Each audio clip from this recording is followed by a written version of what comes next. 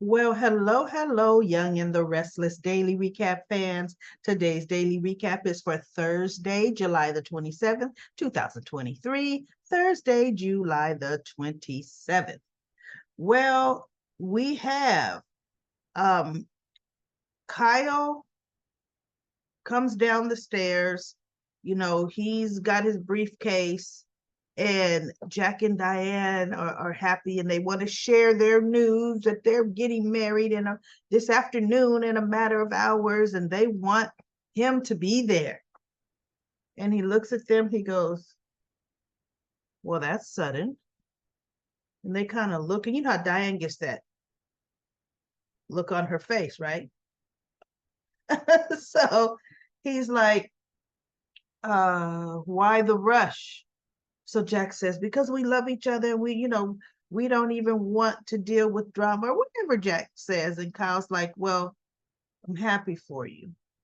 And so they're like, are you going to be there? We want you to, we want our son to be standing at our side. So Kyle turns, he takes his phone out, he looks, he turns around to them and he says, oh, I'm sorry. I've got back-to-back appointments today. I can't make it. And they look at him and Jack says, wait, what? He goes, I have appointments. And Diane says, surely you could take an hour to be at our ceremony, because see, my whole thing is you got a lunch break, right? And he's like, no, I can't. New job. But listen, good luck to you all. Have a great ceremony. Kyle leaves, and I'm like, woo, yeah, he is salty, right? Made no effort. Said, nope, won't be able to do it. Nada. So now we have, he runs into, on his way to work, runs into Summer in the park, and Summer's trying to make some kind of niceties. She's asking about Harrison, and yeah, or she even may have told Kyle something about Harrison. No, I think she asked him, how's he doing? And he goes, he's adjusting. He's doing okay. She says, but I know it must be hard on him, to have his family ripped apart. And she's like trying to say, look, Kyle, isn't there some way we can work this out? But guess who comes walking up too? See, nobody drives to work in Genoa City. Town is so small, everybody walks to work. And they walk through the park. Because see, I happen to know the Abbott family mansion is not near town, right? At all. Like the Newman Ranch, not near town. But I guess there's some kind of parking lot that is way over here that we park at, so we can walk through a park to get to our destinations in Genoa City.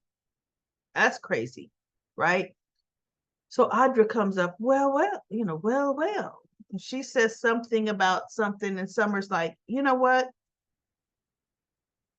Kyle and I are having a conversation, a private conversation. Isn't there some place you can go or you need to be? She says, well, I was actually on my way there, and Kyle needs to be there too. So Summer says something, she's snapping at Audra, and Kyle's like, you know what, wait, Summer, enough. I do have to get to work, right? Because then she says something to Kyle, and then Audra said, see, there you go, trying to make decisions for Kyle. Kyle can think for himself. And Summer just looks at him. And she turns and she walks away, right? So she goes to the coffee house. She runs into Chance. Chance sees her. They're still having, even though Chance and Sharon is getting hot and heavy, I don't know. They're making Chance and Summer too friendly with each other. He's caring a little bit too much about Summer, right? Cheering her up, making her feel okay. But, nothing, no flirtatious, anything going. Excuse me, I got the hiccups now, y'all. That's going to be crazy. Try to swallow some air. Anyway, so that scene was here nor there. Now, the good part is at oh, I think I'm missing a picture, y'all. Do I have that? We have Phyllis and Diane see each other. I'm not Diane. Oh my God. Phyllis and Lauren. And Lauren is just so incredibly happy to see her friend. Lauren doesn't waste time trying to do the blame, trying to this is all your fault, trying to do none of that. She is happy to see Phyllis, truly happy to see Phyllis, which was a good thing. And I liked it, right? And they talked, and Lauren is telling her to make sure she does everything that Heather tells her to do, you know, and keep Heather abreast. And Phyllis tells Lauren about Tucker. Got her under a thumb, and you know, he wants one part of his stipulation is to make sure she gets forgiveness from Jack and Kyle. And Lauren says, look, think about it. Don't you want that? She said, because Phyllis, if you could get forgiveness from Jack and Kyle, that's going to go a long way in this town. So that's not a bad thing that Tucker wants you to do. And you should try your hardest to do it. She goes, now, as far as maybe something else, I mean, well, he wants me, I don't even know if she told him he wants me to drive a wedge between, you know, Diane, or and not even that, just cause some irritation on that. You know, they don't even want her to go as far as what she did with Jeremy Stark. It's just Tucker is being unreasonable with the I hold your life in your hand conversation. He needs to shut up with that. But Lauren is telling her, look, within the law, you got the ability to work it. You can do it. And so she goes, so I'm just saying, make sure Heather knows everything you're going to do. Make sure she does, because you're going to need Heather to champion for you. She's good. And so Phyllis was like, okay. And Phyllis said, but you know, I might have to tap into OG Phyllis. You know, I may need some of my old tactics in order to get Jack and Kai. Lauren said, look, long as it's legal and you don't go off the deep end, do whatever it takes to make sure these charges are going to go away. You know, that you're working with Heather to get you your life back, my friend. And so that was just really a good.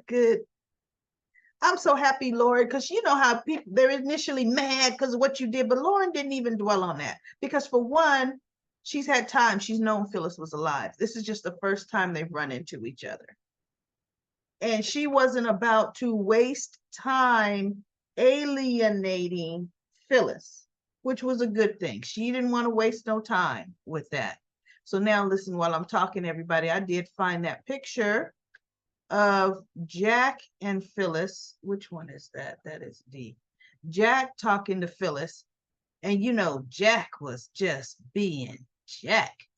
Jack was pointing his finger at her and you this, you that, and you broke up Kyle and Summer's marriage. And she's like, and I'm truly sorry for that. I did not mean for that to happen. And I just want to see if you could please, Jack, find it in your heart to forgive me. Forgive you? She says, yeah, forgive me like you did Diane. And he looked at her. Those are two different situations. And she says, really, Jack? Are they really? And oh, see, he really couldn't defend that, because are they really? Jack was gone. I mean, Diane was gone for 9 years. Okay, Phyllis been gone for 2 months. Right? But anyway, he says something and he's shaking his fingers at her, and he turns because he doesn't have nothing else to say to her, and he walks away. right? So she's looking like, well, whatever, whatever. But that she ran into Jack before she ran into Lauren, right? And so Lauren said, give him some time. She said, because Phyllis, you have a long history with Jack. And Lauren says, and you get under Jack's skin. Oh, she goes, don't count it out. You're just going to have to give him to, don't force it. Just tap into it. Like, look at what Diane did. Now, she couldn't tap into their rich history, but she sure did use that grandchild, didn't she? Now, Phyllis can't use Harrison because he's not really related to her, but Phyllis will be able to do something because Jack and Phyllis been back and forth, together, not together, together, not together, way more than Jack and Diane ever has been. So Phyllis does have the upper hand, right? And let me see, I think that's pretty much it. That was it for that day. It's people, Phyllis running into folks running into Phyllis, gee. But that was it. Now let's see what Comment Corner